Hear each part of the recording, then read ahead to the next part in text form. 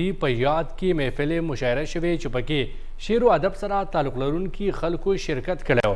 په دغه مشاعره کې د شاعرانو شعر په ژبه کې دغه ارواخات شاعرانو ته عقیدت پیرزبنې هم وړاندې کړې.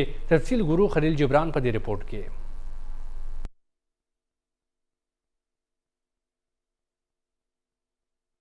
په خیبر تکیه کې د یار حسین ساحل افریدي اولنۍ کلیزې په مناسبت سره یوه درنه دستوره تابع کړې شوې وه، کومه چې له دغه سیمې یو ځوان شاکر افریدي کوم چې په هره ښه او بده کې په قومي کچ داسې قسمه دستورې تابع کوي چې ولس ورته حیران ګوته پخلوي.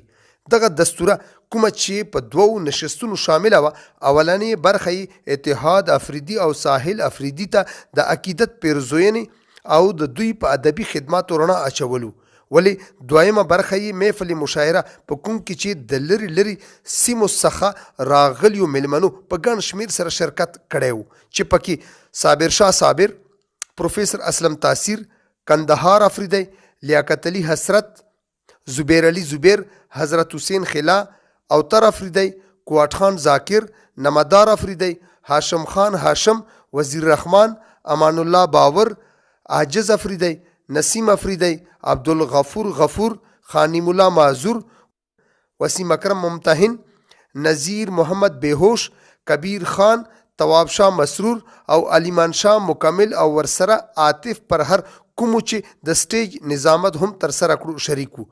له دغه دستورې منتظم شاکر افریدي د راغلیو ټولو میلمنو او د شعر و ادب خاوندانو خصوصي شکریه ادا کړه.